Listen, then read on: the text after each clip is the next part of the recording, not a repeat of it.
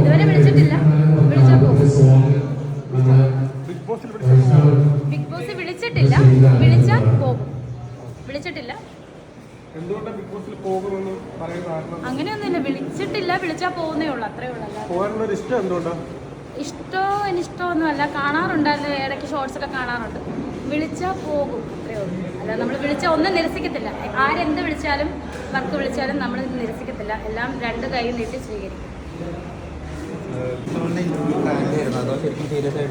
അത് അതുണ്ടോ സസ്പെൻസ്. അത് എനിക്കൊന്നും പറയാൻ പറ്റില്ല. കാരണം ചാനലിന്റെ ഇതല്ല.